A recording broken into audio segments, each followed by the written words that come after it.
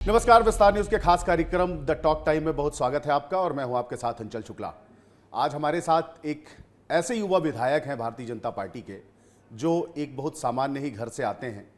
माताजी और पिताजी पेशे से शिक्षक रहे हैं, लेकिन आज वो विधायक हैं। जबलपुर के एक विधानसभा से वो विधायक हैं और इससे पहले उन्होंने भारतीय जनता पार्टी के युवा मोर्चे के अध्यक्ष के तौर पे एक सफल कार्यकाल अपना निकाला है और युवाओं के काफ़ी लोकप्रिय भी हैं, काफ़ी युवाओं के बीच में चर्चित भी हैं और अभी भी वो एक युवा ही विधायक है। तो बहुत स्वागत कीजिए हमारे साथ अभिलाष पांडे जी। बहुत स्वागत है अभिलाष जी विस्तार न्यूज़ में आपका। बहुत बहुत धन्यवाद। अभिलाष जी, मेरा पहला सवाल तो यही आपसे है कि एक सामान्य वर्गीय परिवार में और एक सरस्वती स्कूल में का एक बच्चा जिसके घर का भी माहौल इस तरीके का है कि माताजी और पिताजी दोनों शिक्षक हैं और सपने होते हैं कि बेटा डॉक्टर बनेगा, इंजीनियर बनेगा, कलेक्टर बनेगा, लेकिन वो आज विधायक बन जाता है। ये सफ़र की शुरुआत कैसे हुई, क्या ये सफ़र रहा है आपका? देखिए, मैं सामान्य परिवार से ही हूँ और माता पिता दोनों शिक्षक हैं। मैं जब सरस्वती शिशु मंदिर का विद्यार्थी था तब से ही कई प्रकार के जो कार्यक्रम होते हैं उनमें मैं पार्टिसिपेट करता था। फिर मैं मॉडल हाई में पढ़ा, मैं जबलपुर के, और जब कॉलेज लाइफ में मैंने प्रवेश किया तो मैं एनसीसी का सीनियर अंडर ऑफिसर बना उस समय। तब अखिल भारतीय विद्यार्थी परिषद के संपर्क में आया और मुझे विचारधारा अखिल भारतीय विद्यार्थी परिषद की बड़ी पसंद आई और जिस तरह से राष्ट्रीयता का भाव, ये सारी बातें हमको सीखने को मिली, तो मैं विद्यार्थी परिषद के संपर्क में आया। मैं महानगर के सहमंत्री से लेकर प्रांत मंत्री तक की जिम्मेदारी में था। कई बार मुझे 2 बार दिल्ली विश्वविद्यालय चुनाव लड़ाने का भी मौका मिला। बांग्लादेश सर्वेक्षण का एक बड़ा कार्यक्रम था, उस रिपोर्ट के लिए में भी मेरा चयन हुआ और ऐसे करके मैं धीरे धीरे विचारधारा के साथ जुड़ता गया। उसके बाद विद्यार्थी परिषद के बाद हम युवा मोर्चे में आ गए, युवा मोर्चे का काम प्रारंभ किया और उस समय युवा मोर्चे के उपाध्यक्ष, महामंत्री, प्रदेश अध्यक्ष तक काम करने का अवसर मिला। हाँ, मेरे पापा का हमेशा एक बात कहना रहता था कि हमेशा एजुकेशन अच्छा होना चाहिए, पढ़ाई अच्छी होनी चाहिए, पढ़ाई अच्छे से और प्रॉपर हो। तो इसीलिए मैंने बीएससी कंप्यूटर साइंस की, मैंने मास्टर ऑफ जर्नलिज्म किया, बैचलर ऑफ जर्नलिज्म, फिर master of international business, LLB, MA, फिर इकोनॉमिक्स से पीएचडी तक का अध्ययन किया। तो परिवार का सहयोग तो मिलता था। हाँ, लेकिन मेरे परिवार में 11 लोग हैं। उन सब के, वो सारे 11 लोगों में से 9 लोग सरकारी नौकरी में और लगभग सभी मास्टर हैं। तो उनकी बड़ी मंशा रहती थी कि अच्छा पढ़ के और टीचर बनना है। लेकिन अब विचार के साथ जुड़े और फिर धीरे धीरे अपने रास्ते पे बढ़ते गए और ये अवसर मिला कि इस पॉलिटिकल क्षेत्र में काम करने का सौभाग्य। युवा मोर्चा में आपने बड़ी जिम्मेदारी संभाली और प्रदेश अध्यक्ष रहे, लेकिन जब विधानसभा का टिकट बंट रहा था उस समय अभिलाष पांडे जी का नाम कोई ले नहीं रहा था 15 दिन पहले तक, या लिस्ट में नाम तो जाहिर सी बात है चर्चाओं में रहा, लेकिन आपको लगा था क्या, क्योंकि आप उत्तर मध्य जो विधानसभा है जिससे अभी आप विधायक हैं वहाँ से आपकी दावेदारी बनेगी? देखिए, इसमें मैं जब युवा मोर्चे में काम करता था तो मैंने कभी जीवन में नहीं सोचा था कि मैं विधायक भी बनूंगा। और मैं युवा मोर्चे उपाध्यक्ष, महामंत्री और 5 साल 8 महीने तक मुझे अध्यक्ष रहने का भी अवसर मिला और मैंने मध्य प्रदेश में खूब काम किया। मुझे लगता है कि मैं हर जिले में लगभग 8-8, 10-10 बार प्रवास के दौरान जाता था, लेकिन कभी भी मुझे ये नहीं लगा था कि पार्टी मुझे चुनाव लड़ाएगी। और आपने भी देखा कि चुनाव की टिकटें डिक्लेयर हो रही थी, मैं जिस स्थान पे रहता हूँ उस स्थान से अलग कर और फिर 16 दिन पहले मेरी टिकट डिक्लेयर हुई जिसमें उत्तर विधानसभा थी और उस जगह में चुनाव लड़ा और आपने देखा कि कार्यकर्ताओं ने खूब परिश्रम किया।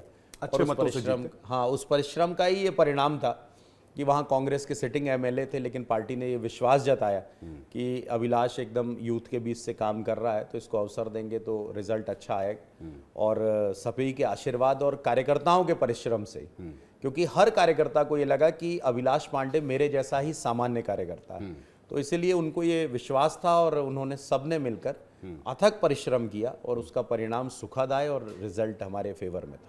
शरद जैन जी वहाँ से विधायक थे, जिस क्षेत्र से अभी आप विधायक हैं वो तो गढ़ी है भाजपा का, लेकिन विनय सक्सेना कांग्रेस पार्टी से वहाँ पर विधायक रहे। विरोध तो हुआ होगा, पार्टी के लोगों ने किया तो होगा, क्योंकि एकदम से नए लड़के को आपने टिकट दे दी, युवा भाजपा का अध्यक्ष रहा, उसके बाद तत्काल किसकी लॉबिंग थी आपको टिकट देने के पीछे, किसकी मंशा थी? देखिए, जितने लोग भी वहाँ से टिकट मांग रहे थे या जो भी प्रयासरत थे, हालांकि राजनीतिक ऑर्गेनाइजेशंस जो भी होते हैं उसमें पॉलिटिकल सिस्टम पे जब भी चुनाव का समय आता है तो हर कार्यकर्ता का अपना अधिकार होता है। तो बहुत सारे लोगों ने अपनी बात रखी होगी, लेकिन चूंकि आपने भी टिकट मांगी थी? मैंने तो टिकट भी नहीं मांगी थी। तो कुल मिलाकर उस स्थान से तो मेरा कहीं टिकट मांगने का सवाल भी नहीं उठता था। और मैं तो जैसे शरद जैन जी हैं, मैं शरद जैन जी जब पहला चुनाव लड़े तो मैं उस समय विद्यार्थी परिषद का कार्यकर्ता था, तो हम लोग खूब मेहनत किए और साथ में बहुत सारे कार्यकर्ता वहाँ से टिकट मांग रहे थे। लेकिन मेरा ये जो मानना है जो कि टिकट किसने दिया, तो मुझे लगता है कि भारतीय जनता पार्टी एक ऐसा ऑर्गेनाइजेशन है जो अपने कार्यकर्ता के बारे में पूर्ण रूप से उसकी जानकारियां रखना, उसके काम के बारे में और उसके लिए क्या उचित स्थान हो सकता है, ये सिर्फ और सिर्फ यदि कहीं संभव है तो उसका नाम भारतीय जनता पार्टी है, जो अपने कार्यकर्ताओं पर यह विश्वास जताता है कि हम अपने कार्यकर्ता के काम के आधार पर उसको जो भी अवसर मिलेगा वो उसे दिया जाएगा। और उसी का एक स्पष्ट उदाहरण अभिलाष पांडे कि जो बहुत सामान्य परिस्थिति का है, लेकिन मुझे युवा मोर्चे का प्रदेश अध्यक्ष भी बनाया और साथ में चुनाव लड़ने का अवसर भी दिया गया। आपकी कोई राजनीतिक पृष्ठभूमि नहीं थी, आपके घर में इससे पहले, आपसे पहले मुझे लगता है कोई नहीं था, आप ही विधायक बने। अब दोस्त यार कैसे बात करते हैं, मतलब विधायक जी बोलते हैं या विलास ही बोलते हैं या पांडे जी बोलते हैं, व्यवहार में कितना परिवर्तन देख रहे हैं आप? देखिए, व्यवहार में आपको तय करना है परिवर्तन कैसे लाना है। जैसा मेरा व्यवहार, मुझे ध्यान है कि मैं जब विद्यार्थी परिषद के कालखंड में था वैसे ही था, कॉलेज लाइफ में भी वैसे ही था, युवा मोर्चे का अध्यक्ष था तब वैसे ही था, और आज मैं विधायक के नाम पर, हालांकि मैं विधायक नहीं, मैं तो सेवक शब्द का ही उपयोग करता हूँ, लेकिन आज भी मैं वैसे ही सामान्य परिस्थिति पर रहने पर विश्वास रखता हूँ। व्यक्ति पद के हिसाब से ये एक व्यवस्थाएं हैं और जीवन में ये व्यवस्थाएं बदलती रहती हैं, इसीलिए व्यवस्था के साथ अपने आप को बदल लेना, हाँ, उसके काम की अनुकूलता में अपने अंदर परिवर्तन लाना ये ठीक बात है, लेकिन अपने व्यवहार में परिवर्तन लाना ये मुझे लगता है कि मैं इस बात को नहीं मानता हूँ। इसलिए जैसा पहले था आज भी वैसा ही हूँ, मित्र भी वैसा ही हैं, हमको प्रेम करने वाले भी वैसे ही, सब वैसे ही। नहीं, आपकी डिग्री जब मैं पढ़ रहा था तो उसमें आपने जर्नलिज्म भी किया, मास्टर ऑफ जर्नलिज्म। तो अगर आप विधायक नहीं होते तो फिर यहाँ बैठे होते आप, फिर हैं? सामने कोई और का इंटरव्यू कर रहे होते आप। क्या सोच के जर्नलिज्म किया था, मतलब आपकी कहीं ना कहीं रुचि तो रही उसमें? जी, जब मैं विद्यार्थी परिषद में काम करता था तो मेरा मीडिया में हम जाते थे और मुझे ध्यान है कि हम साइकिल से जाकर और विज्ञप्ति बांटने का काम करते थे। और चूंकि मैं प्रांत मंत्री जैसी जिम्मेदारियों में था तो एक प्रांत मंत्री अखिल भारतीय विद्यार्थी परिषद का एक फेस होता है, प्रांत अध्यक्ष चूंकि शिक्षक होते हैं, इसलिए हम जाते थे तो हमारा बड़ा मीडिया वालों के साथ संपर्क होता था। तो मेरे मन में ये था कि मैं इस लाइन पे भी अपनी पढ़ाई करनी चाहिए, चूंकि पत्रकारिता जब तक हम पढ़ेंगे नहीं तो समझेंगे कैसे, और रोज पत्रकारों से हम लोगों का आमना सामना था। तो हम जर्नलिज्म भी किए, ऐसे तो मैंने लॉ भी किया है, मैंने इकोनॉमिक्स से पीएचडी भी की है, तो ये अलग दरवाजे कई खोल रखे थे रास्ते कई आपने बना रखे थे, कहीं किसी में भी चलना पड़ सकता है। हाँ, मेरा मतलब एक भाव मेरा हमेशा ये रहता है कि विद्या ददाति विनयम विनयादि आदि पात्रताम पात्रतान धनमापनोति धनात् धर्मः तथा सुखम। तो कहीं ना कहीं विद्या हमें विनम्र भी बनाती है, तो इसीलिए एजुकेशन अच्छा होना चाहिए, ये मेरा भाव शुरू से था। विधानसभा जब आप पहुंचे पहली बार तो मुझे याद आ रहा है कि आप अयोध्या का जो राम मंदिर है उसकी चित्र लेकर उसका गए थे आप, उसके पीछे की क्या वजह थी और क्या आपके अंदर की भावनाएं थी उस समय, क्योंकि आपने जो सोचा ना हो वो 20 दिनों के भीतर कुछ ऐसा रचा कि आप विधानसभा सदस्य बन गए? देखिए, मैं ईश्वर पर विश्वास करने वाला व्यक्ति हूँ और आस्था के साथ ही काम करता हूँ, और ईश्वर की बड़ी कृपा थी कि ये अवसर मुझे मिला और इस समय मिला, इस उम्र के पड़ाव पे मुझे अवसर दिया गया। तो जब मैं विधानसभा पहुंचा तो विधानसभा की सीढ़ियों पर नमन तो किया ही, साथ ही मैं भारतीय परिधान पर भी गया, धोती कुर्ता पहनकर और हाथ में प्रतिकृति लेकर हमारे अयोध्या के राम मंदिर की, और मैंने प्रवेश किया और मैंने संस्कृत भाषा में ही शपथ ली। तो कहीं ना कहीं ये चूंकि पुराने समय से परिवार हमारा इन सारे विषयों से जुड़ा हुआ है, आध्यात्मिक रूप से काम भी करते हैं। मेरे पिता एक सामान्य स्कूल के टीचर रहे हैं, लेकिन मैंने बचपन से ही पिताजी को पूजा पाठ और ये सब आध्यात्मिक रूप से देखा है, तो कहीं ना कहीं ये ईश्वर का ही आशीर्वाद मैं मानता हूँ। इसलिए प्रभु श्री राम के प्रति हमारी आस्था, और हम हमेशा ये कहते हैं कि राम काज कीने बिना मोहि कहाँ विश्राम, इसलिए ये राम का काज है और प्रभु श्री राम से मेरी प्रार्थना भी है कि इतनी शक्ति और सामर्थ्य दें कि अच्छे से काम कर पाएँ। तो इसीलिए मैं राम भगवान का प्रतिकृति लेकर वहाँ पर पहुँचा और सदन के अंदर मैं उसी दिशा पर पहुँचा। विधानसभा में जब पहली बार आपने सवाल भी अभी सवाल किया था, मुझे याद है मैं विधानसभा में ही था, आपने संस्कृत में सवाल किया था और उसका जवाब भी फिर संबंधित मंत्री जी ने संस्कृत में ही दिया था। ये कहाँ आपके दिमाग में कैसे आया भैया संस्कृत में बात करनी चाहिए? देखिए, मेरे मन में ये विचार आता है कि जिस तरह से नई राष्ट्रीय शिक्षा नीति आदरणीय देश के प्रधानमंत्री नरेंद्र मोदी जी ने लागू की है, ये बहुत ही महत्वपूर्ण विषय है जिसमें देश में एक बड़ा रिफॉर्म देश की सरकार ने किया है। लेकिन 10th और 12th के बाद हिंदी और इंग्लिश तो कंपलसरी होती हैं, लेकिन प्रोफेशनल भाषा के साथ संस्कृत को कहीं ना कहीं रिप्लेस कर दिया जाता है। तो मैंने संस्कृत भाषा के संरक्षण और संवर्धन की बात की और मैंने माननीय अध्यक्ष जी से ये आग्रह किया कि मुझे संस्कृत का संरक्षण संवर्धन संस्कृत भाषा में ही करने का अवसर दिया जाए। तो माननीय अध्यक्ष जी ने मुझे, माननीय नरेंद्र सिंह तोमर जी ने उसमें अवसर भी दिया और मैंने संस्कृत का संस्कृत भाषा में अपनी बात रखी और सदन के अंदर माननीय मंत्री जी ने भी संस्कृत में ही उसका जवाब दिया जो भी उनसे बन सका। तो उन्होंने उसका बड़ा अच्छा जवाब दिया, माननीय राव उदय प्रताप सिंह जी। लेकिन उस सदन के बाद जब मैं आदरणीय गोपाल भार्गव जी मुझे मिले और उन्होंने आशीर्वाद मैंने उनसे लिया, तो उन्होंने मुझसे कहा कि अभिलाष, मैं इतने वर्षों का सदस्य हूं, लेकिन संस्कृत के संरक्षण संवर्धन की बात संस्कृत में करते हुए मैंने पहली बार किसी विधायक को सदन के अंदर देखा है। तो हमारी ये जिम्मेदारी है कि भाषा जो है, और संस्कृत वैज्ञानिक भाषा है, बिल्कुल व्यावसायिक भाषा है। आप देखिए, ज्योतिष शास्त्र है, अंकगणित है, ये क्या है, ये सब संस्कृत में ही है। हमारी पूजा पाठ की पद्धति है, वो भी व्यावसायिक।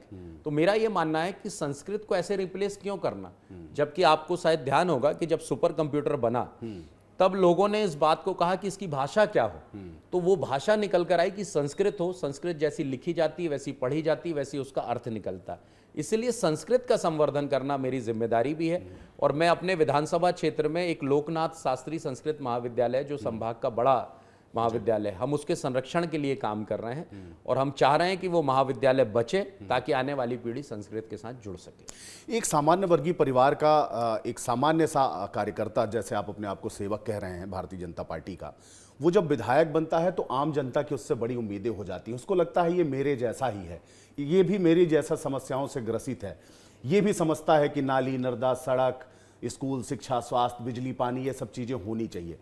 तो लोगों ने आपसे भी उम्मीद की होगी। जनता की उन उम्मीदों पर आप कितना खरा अपने आप को मानते हैं, जितना भी कार्यकाल आपका अभी तक का रहा है? देखिए, मैं ये मानता हूं कि आपका विजन नहीं होगा तो आप अपने मिशन को अचीव नहीं कर सकते। मैंने चुनाव जब मैं लड़ा तो हमने घोषणा पत्र नहीं, हमने संकल्प पत्र दिया और हमने कहा कि हम वादों के साथ नहीं, हम इरादे के साथ आए। मेरे घोषणा पत्र में हमने 5S के कॉन्सेप्ट पे मैं अपनी विधानसभा में काम करता हूं। वो 5S है, पहला शिक्षा, दूसरा स्वास्थ्य, तीसरा सेवा, चौथा सुरक्षा, और चूंकि संस्कारधानी का विधायक हूं इसलिए संस्कारों को लेकर भी काम करता हूं। बिल्कुल। हम क्वालिटी ऑफ एजुकेशन के इम्प्रूवमेंट के लिए काम कर रहे हैं। हमारे जितने भी स्कूल हैं उसका उन्नयन कर रहे हैं, नई बिल्डिंगें बना रहे हैं। हम संदीपनी स्कूल एक नया लेकर आ रहे हैं। इसके साथ साथ स्मार्ट क्लासेस बना रहा हूँ, स्मार्ट बोर्ड दे रहा हूँ हर स्कूल को। हमने एक NGO लेकर आए हैं जिसमें टीचर्स को स्मार्ट बना रहे, स्टूडेंट्स को स्मार्ट बना रहे, ताकि सरकारी और ऐसे स्कूलों में पढ़ने वाला बच्चा, उसके अंदर ये कॉम्प्लेक्स का भाव नहीं आए कि प्राइवेट स्कूलों में पढ़ने के लिए सुविधाएं ज़्यादा हैं। तो हम उस दिशा पर काम कर रहे हैं। हम स्वास्थ्य पे काम कर रहे हैं। स्वास्थ्य पे हमने संजीवनी क्लिनिक्स बना रहे हैं। हम 208 प्रकार की दवाइयाँ हर वार्ड में अपने फ्री देते हैं। लगभग हमने 9 वार्डों में अभी संजीवनी क्लिनिक बनाई है और साथ में मनमोहन नगर अस्पताल है, उसका उन्नयन कर रहा हूँ। हमारे यहाँ विक्टोरिया, उसमें 250 बेड का नया अस्पताल बना रहा हूँ। हेल्थ और एजुकेशन ये सरकार की बेसिक जिम्मेदारियां हैं और उस जिम्मेदारी का निर्वहन मैं कर रहा हूँ। और मेरा ये मानना है, सेवा के भाव से हम डेवलपमेंट की बात करते हैं। अभी हमने लगभग, हमारे यहाँ 1 साल 8 महीने करीब हुए हैं मुझे अभी, हमने अपने यहाँ सड़क, नाली, पानी, बिजली, इस पे तो हम काम कर ही रहे हैं। हम नई नई सड़कें बना रहे हैं। ओवरब्रिज हमको CM साहब ने दिया है, 301 करोड़ रुपए उसका बजट में प्रावधान भी हो गया है। आदरणीय गडकरी जी, मुख्यमंत्री जी और आदरणीय हमारे मंत्री राकेश सिंह जी ने मिलकर एक हमको नई सौगात दी है, जिसको हम सिविक सेंटर से मालवीय चौक, लाडगंज, बड़ा फुहारा, निवाड़गंज, बलदेव बाग होते हुए आप सोचिए शहर के बीच में हम रोपवे बनाने जा रहे हैं जो ट्रैफिक मैनेजमेंट का सबसे बड़ा काम करेगा। आपके विधानसभा क्षेत्र में तो अतिक्रमण भी एक बड़ा विषय है और वहां पर ट्रैफिक बड़ी समस्या है जो कोई भी विधायक रहते हुए अभी तक ठीक नहीं कर पाया। आपको लगता है आप इसको कर पाएंगे? देखिए, ट्रैफिक हमारे यहाँ एक बड़ी समस्या है और उससे क्या ज्वलंत समस्या है ट्रैफिक। चूंकि क्या है कि जबलपुर की जो मेरी विधानसभा है वो उतनी ही बड़ी है, और लेकिन जो लोग साइकिल से थे आज वो कारों पे आ गए हैं, लेकिन सड़कें वहीं। तो हमारे लिए ट्रैफिक मैनेजमेंट करना एक बड़ा चैलेंज है। मैं अपने विधानसभा के अंदर जो मैं ओवरब्रिज की बात कर रहा हूं कि हम कृषि उपज मंडी से उठाकर ITI तक ओवरब्रिज बना रहे हैं। जब मैंने ये बात की घोषणा CM से कराने के लिए मैंने चर्चा की तो लोगों ने मुझे कहा कि विधायक जी अपनी विधानसभा का आखिरी छोर है। तो मैंने उनसे कहा कि अब हमको अपनी मानसिकता बदलनी चाहिए। ये विधानसभा और जबलपुर का आखिरी छोर नहीं है, मेरे शहर का प्रवेश द्वार है, इसलिए सुंदर होना चाहिए। तो हम उस दृष्टि से काम कर रहे हैं। इसके साथ जो रोपवे ला रहे हैं उस पर ट्रैफिक मैनेजमेंट करेंगे। अभी हमारे यहाँ एक बड़ा ओवरब्रिज बना है और बड़ी ईश्वर की कृपा है कि वो बड़ा ओवरब्रिज हमारे यहाँ उत्तर मध्य विधानसभा में लगभग 6 किलोमीटर का है। उसके कारण एक बड़ा ट्रैफिक का जो समस्या थी उससे डाइवर्शन भी हुआ है और साथ में ट्रैफिक के लिए जिनको सीधा डायरेक्ट जाना है वो ऊपर से ही बाहर जा रहे हैं। इसके साथ साथ अभी 41 नंबर 0 पॉइंट से हम एक बड़ा ओवरब्रिज बना रहे हैं 181 करोड़ रुपए का। बगल से माननीय राकेश सिंह जी की विधानसभा है, उन्होंने 181 करोड़ रुपए अभी सैंक्शन करा रहा है, वो भी मेरे घोषणा पत्र में था। तो कुल मिलाकर हम 181 करोड़ का वो ब्रिज बनाएंगे, एक नया हाईवे बना रहे हैं। मेरा ये मानना है कि विधानसभा का प्रवेश का द्वार खुल जाएगा तो विकास के द्वार अपने आप खुलना शुरू हो जाएंगे। हम उस दिशा पे काम कर रहे हैं और ट्रैफिक मैनेजमेंट को लेकर चाहे रेड लाइट लगाना, सड़कों का विस्तार करना, ये सब काम पर हम लगे हुए हैं। आपको क्या लगता है कि भारतीय जनता पार्टी जिस तरीके से आप देखिए कि वर्गों के हिसाब से भी राजनीति होती है, हर राजनीतिक दल करते हैं, OBC भी होती है, पिछड़ा भी होती है, हर तरीके की बात होती है। आप अपने आप को किस तरीके से देखते हैं? क्योंकि सवर्ण वर्ग से और ब्राह्मण वर्ग से आप आते हैं और ऐसे में आप मानते हैं कि आप इस समाज का प्रतिनिधित्व कर रहे हैं या आप इस लायक हो गए हैं? देखिए, मैं जात पात पूछे नहीं कोई, हरि को भजे सो हरि को होई। बिल्कुल, हम उस भाव से काम करने वाले लोग हैं और मुझे लगता है कि इन सारे विषयों से ऊपर उठकर ही काम करना चाहिए। मैं हमेशा हर विधायक से या जनता से भी मैं ये निवेदन करता हूँ कि जब हम चुनाव लड़ते हैं तब हम किसी राजनीतिक दल के झंडे पर ही चुनाव लड़ते हैं। ये सभी पार्टियां अपनी अपनी लड़ाती हैं, लेकिन जब कोई विधायक, सांसद या इवन पार्षद भी होता है तो वो किसी एक जाति संप्रदाय या किसी एक विशेष पार्टी का कभी नहीं होता, क्योंकि वो जनप्रतिनिधि होता है। जनप्रतिनिधि की संवेदनाएं, जनप्रतिनिधि की भावनाएं, जिनने हमको वोट नहीं दिया उनके लिए भी हमको काम करना है। इसीलिए हम सबको साथ लेकर, जो मोदी जी का जो कहना है कि सबका साथ, सबका प्रयास, सबका विकास, सबके विश्वास के साथ आगे बढ़ना है, तो मैं ये मानता हूं कि जाति, वर्ग, संप्रदाय, हम जिस वर्ग में जन्म हमारा हुआ, ये ईश्वर की कृपा है कि हम कहाँ पैदा हुए, किस परिवार में पैदा हुए, लेकिन अपने काम के आधार पर सबको समाहित कर कर चलना मेरा ये उद्देश्य रहता है। मैं इसी दिशा पर काम करता हूँ। मैं कोई किसी पे भेद नहीं करता, किसी काम को लिंगर ऑन नहीं करता। मेरा ये प्रयास रहता है कि कोई भी आए और ये उससे नहीं पूछता कि तुम कहाँ से आए हो, किस समाज से हो, किस जाति से हो, ये कभी पूछने का सवाल ही नहीं उठता। आप तो यदि आप आइए, और मेरा ये मानना है कि जीवन में 3 प्रकार की चीजों से लोग जुड़ते हैं। या तो वो आपके प्रभाव में आएंगे, या तो अभाव में आएंगे, या तो आपके स्वभाव में आएंगे। यदि तीनों चीजें आप देखते हो तो किसी ना किसी एक बात के कारण लोग आपके पास आते हैं और इस विश्वास से आते हैं कि हम इनके पास जाएंगे तो समस्या का समाधान हो जाएगा। नए प्रदेश अध्यक्ष मिले आपको, उनका काम अभी चल ही रहा है, लोग समझ भी रहे हैं, वो भी समझ रहे हैं, वो भी आपके साथी विधायक भी हैं। तो वंशवाद की बड़ी बात होती है। हालांकि आपसे ये सवाल दूर दूर तक वास्ता नहीं रखता, लेकिन आपको लगता है जो भारतीय जनता पार्टी की तीसरी जनरेशन है, जिसमें आप भी आते हैं, अभिषेक भार्गव भी आते हैं और भी बहुत सारे नेता पुत्र आते हैं, तो आपको लगता है कि इनका हक बनता है, इनका राइट बनता है, क्योंकि ये भले ही किसी नेता के पुत्र हों, लेकिन भारतीय जनता पार्टी में इन्होंने भी अपना श्रमदान किया है, योगदान दिया है, काम किया है। देखिए, मैं आपको ध्यान होगा जब मैं प्रदेश अध्यक्ष था तब मैंने मेरी टीम में चाहे अब कार्तिकेय चौहान हो, सुकर्ण मिश्रा हो, रामू जी हों, तुष्मुल भाई हों, ऐसे सारे लोगों के, नंदू भैया का बेटा हर्ष भी मेरी टीम में रहा है, हम सभी लोगों को मैंने अपनी टीम में स्थान भी दिया था और हमारी कार्यकारिणी के सदस्य के रूप से थे वो।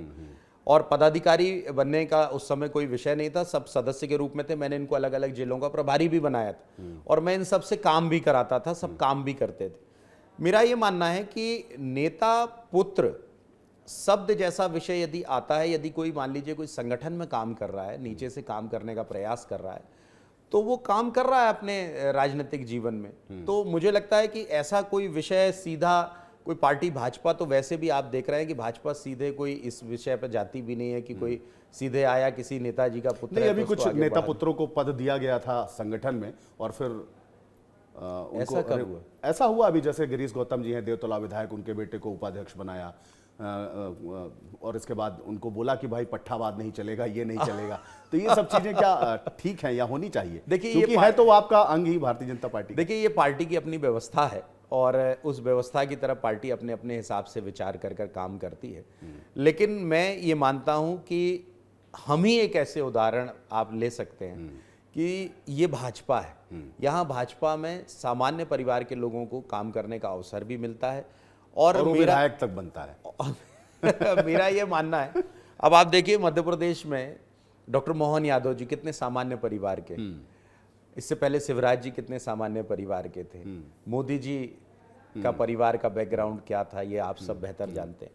तो मैं ये मानता हूं कि भाजपा एक ऐसा संगठन है जो अपने काम करने वाले कार्यकर्ता के बैकग्राउंड को नहीं देखता। यदि कोई कार्यकर्ता में क्षमता है, वो काम करने के लिए तैयार है, तो पार्टी उसके लिए करती है। और अभी तो मानी हेमंत खंडेलवाल जी, मैं हेमंत खंडेलवाल जी के बारे में जितना जानता हूं, मैं उनके साथ अशोकनगर में मैंने काम किया है, वो प्रभारी थे, मैं उनका सह प्रभारी, उनके साथ सानिध्य में काम करने का अवसर मिला। विधानसभा के अंदर भी मैं उनसे हमेशा मिलता था और उनसे जब मैं युवा मोर्चे प्रदेश अध्यक्ष था तब उनसे बातचीत करता था कि भाई साहब कैसे करें।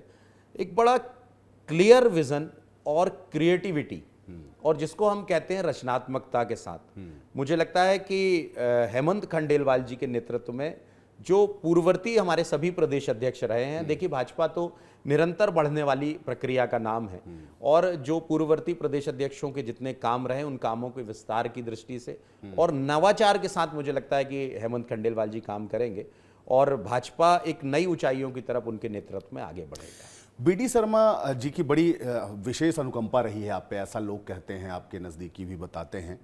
तो आप मानते हैं कि विधानसभा का टिकट और विधानसभा भारतीय जनता पार्टी में जिस सक्रिय राजनीति में आप आए उसमें उनका एक बड़ा हाथ है, उनका मार्गदर्शन है, उनका साथ है, उनका विश्वास है? देखिए, मैं जब विद्यार्थी परिषद में काम करता था तब हमारे संगठन मंत्री आदरणीय बीडी शर्मा जी थे। फिर उसके बाद में भाई साहब विद्यार्थी परिषद के क्षेत्रीय संगठन मंत्री बन गए, मैं युवा मोर्चे में आ गया।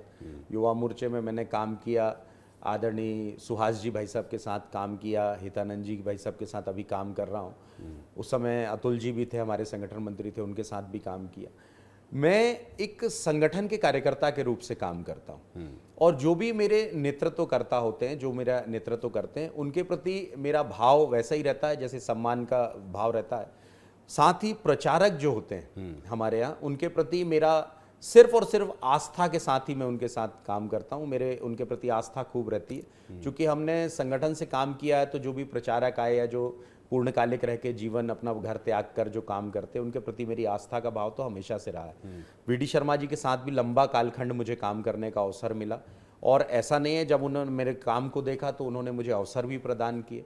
वैसे ही सुहास जी ने किए, हितानंद जी ने किए, इससे पहले नरेंद्र सिंह तोमर जी थे, उनके साथ काम करने का प्रदेश अध्यक्ष थे, नंदू भैया मेरे प्रदेश अध्यक्ष थे। तो मैं लगातार काम करते करते निरंतरता की तो और धीरे धीरे आगे की तरफ मैंने काम किया। तो जिनके साथ भी काम करता हूं उनका आशीर्वाद और सानिध्य मुझे इसलिए भी मिलता है कि मैं खूब काम करने का प्रयास करता हूं, रिजल्ट देते हैं, खूब प्रयास करता हूं। जैसे मेनन जी थे तब संगठन मंत्री थे, तो मैं खूब प्रवास करता था, जिलों में रहता था, तो मेनन जी का खुद फोन आता था कि अभिलाष तुम वहाँ हो, तो उनको लगता था कि ये दौड़ भाग करने वाला कार्यकर्ता है। तो अब मतलब फुल टाइम जॉब जो है आपकी वो सेवा ही है, राजनीति ही रहने वाली है? बिल्कुल, मैं तो फुल टाइम ही है। शौक और किन चीज़ों का है? फिल्में देखना, खेलना कूदना, किताबें पढ़ना, दोस्तों के साथ गपशप लड़ाना, क्या पसंद करते हैं आप? शौक किन चीज़ों का है आप? देखिए, मैं जब भी मौका मिलता है मुझे तो मैं कुछ चीज़ों को पढ़ने की कोशिश करता हूँ। अभी मैंने एक नया काम अपने कॉन्स्टिट्यूंसी के अंदर शुरू किया है मैं लाइब्रेरी बना रहा हूँ। अभी हमने एक लाइब्रेरी बनाई है, उसमें 70,000 किताबें हम रख रहे हैं और साथ ही ई लाइब्रेरी भी बना रहे हैं ताकि बच्चों को पढ़ने की सुविधा मिल जाए। इसके साथ साथ मैंने एक काम अपने टीम के साथ ये शुरू किया है रिसर्च का, कि मेरे यहाँ जैसे मान लीजिए कोई भी कार्यक्रम आता है और वो मुझे इनवाइट करते हैं लोग, तो मैं उनसे हमेशा कहता हूं कि आप 2 पेज का नोट हमको बना के दीजिए। मैं किसी भी कार्यक्रम में जाता हूं उसके पहले मैं उसका अध्ययन करता हूं, ताकि मुझे अवसर तो कम मिलते हैं पढ़ने का बाकी सब चीज़ों के लिए, क्योंकि पूरे टाइम काम करते हैं। जैसे अभी नवरात्र थी तो हमने दुर्गा जी के समय मैं सुबह 9 बजे से निकला और दूसरे दिन 12:30 बजे घर पे लौटा हूँ। तो लगातार काम करने का ऐसा अवसर रहता है और मैं करता भी हूँ।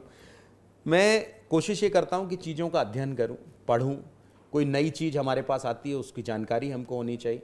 देखिए, नेता को हमेशा अपडेट भी रहना पड़ेगा और अपने आप को अपग्रेड भी करना पड़ेगा। तो वो समय के हिसाब से हमको करना पड़ेगा। और जो समय हमको सोशल मीडिया पे भी काफी सक्रिय रहते हैं आप, उसका भी खूब उपयोग कर लेते हैं।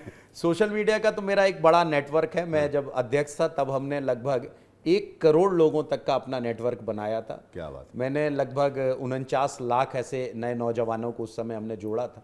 और हम एक मैकेनिज्म हमने बनाया है कि हम कोई चीज़ यदि अपनी तरफ से भेजते हैं तो वो इतनी तेज़ी से डिस्ट्रीब्यूट होते होते नीचे हमारी तहसील के नीचे चली जाती है। तो वो एक बड़ा नेटवर्क सोशल मीडिया का है और उस पर भी कई चीज़ें सीखने को आने वाले समय में वो काम भी आएगा। तो बहुत धन्यवाद आपका विस्तार न्यूज़ से बातचीत करने के लिए अभिलाष जी, क्योंकि समय की अपनी बाध्यता है, बातों ही बातों में समय का पता नहीं चलता। तो ये थे जबलपुर मध्य क्षेत्र के विधायक हैं अभिलाष पांडे जी। एक जमीनी कार्यकर्ता हैं, एक शिक्षक के बेटे हैं और जाहिर सी बात है कि शिक्षक का बेटा शिक्षक बने ऐसा उसका पिता चाहता भी है, लेकिन नियति को कुछ और मंजूर था। इनको जनता की सेवा में लगा दी भारतीय जनता पार्टी ने, इन्हें अपना प्रतिनिधि चुना और नेता को समय के साथ अपने आप को अपग्रेड करना चाहिए, ये बड़ी बात इन्होंने कही है। और भारतीय जनता पार्टी में हर आम कार्यकर्ता को मौका मिलता है और आने वाले समय में मिलेगा और भारतीय जनता पार्टी में जिम्मेदारियां जो हैं वो उसके काम के बूते मिलती है।